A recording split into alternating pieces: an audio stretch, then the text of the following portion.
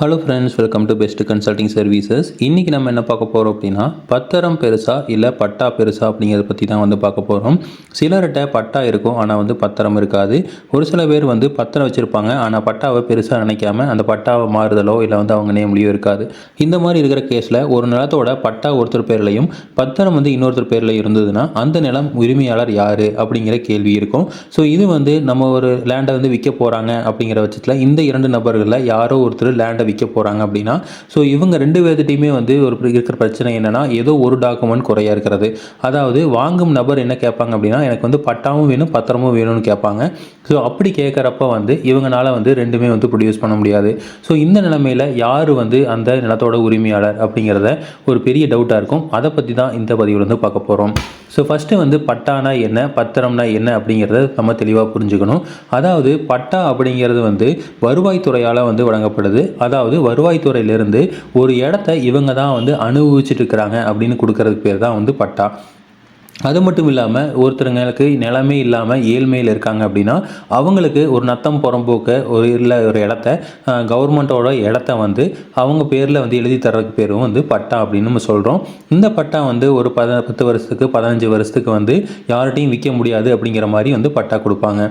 இதுவே இன்னொருத்தரோட நிலத்தை பட்டா போட்டு கண்டிப்பாக கவர்மெண்ட் தரமாட்டாங்க. அப்படி தந்திருக்காங்க அப்படின்னா இந்த பட்டா வாங்கினவர் ஒன்று இல்லீகலாக காசு கொடுத்து மூவ் பண்ணி வாங்கியிருப்பார், இல்லை அப்படின்னா அந்த கவர்மெண்ட் ஆஃபீஸர்ஸ் தெரியாமல் கொடுத்துருக்கலாம். ஸோ இந்த மாதிரி தான் நடந்திருக்குமே தவிர ஒரு தனிப்பட்ட முறையில் இருக்கிற ஒரு இடத்த பட்டா போட்டு தர முடியாது.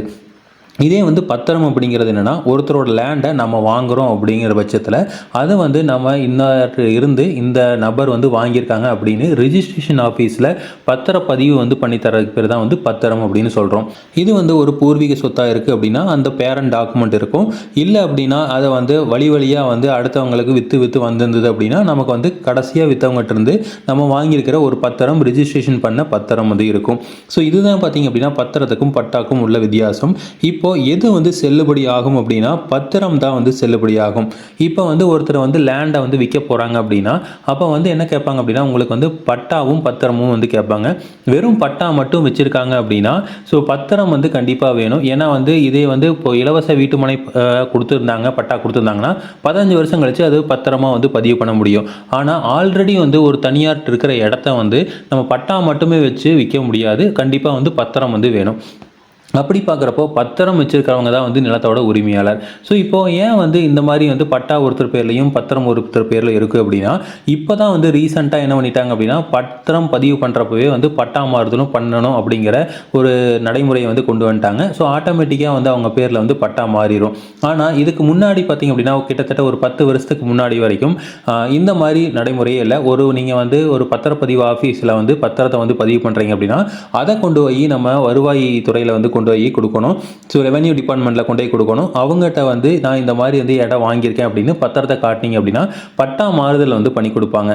ஸோ அப்படி நம்ம பேரில் பட்டா டிரான்ஸ்ஃபர் பண்ணிக்கணும். ஸோ அது இப்போ நடைமுறையில் ரெகுலரைஸ் ஆயிடுச்சு. ஆனால் இதுக்கு முன்னாடி இருக்கிறதெல்லாம் அந்த மாதிரி இருக்காது. அப்போ என்ன ஆகும் அப்படின்னா, வேற ஒருத்தர் அந்த இடத்துல ஆக்கிரமிச்சு பண்ணியிருந்தாங்க அப்படின்னா அவங்க காசை கொடுத்து இந்த பட்டா வாங்கியிருப்பாங்க. ஸோ அது பட்டா செல்லுபடி ஆகாது. இது வருவாய்த்துறையிலையோ இல்லை ரிஜிஸ்ட்ரேஷன் ஆஃபீஸ்லேயோ பேசி முடிக்க வேண்டிய விஷயம். ஆனால் அதுக்கு ஒத்துக்க மாட்டாங்க. ஸோ கோர்ட்டில் போயிட்டு இந்த நிலத்துக்கு இவர் இல்லீகலாக பட்டா வாங்கியிருக்காரு அப்படின்னு நம்ம கேஸ் போட்டோம் அப்படின்னா ஆட்டோமேட்டிக்காக நம்ம பக்கத்தில் தீர்ப்பாயிரும். என்ன அப்படின்னா கொஞ்சம் டைம் எடுத்துக்கும், அதுக்கப்புறம் செலவும் ஆகும். ஸோ இது பார்த்திங்க அப்படின்னா நம்ம பட்டாவும் பத்திரமும் ஒரே பேரில் இல்லாத இடத்துல இந்த பிரச்சனை வரும். ஆனால் நிலம் உரிமையாளர் கண்டிப்பாக பத்திரம் உள்ளவங்க தான் நில உரிமையாளர். ஸோ இதே மாதிரி இன்ஃபர்மேஷன் உங்களுக்கு தொடர்ந்து வேணும் அப்படின்னு சேனல் சப்ஸ்கிரைப் பண்ணுங்கள். தேங்க்யூ.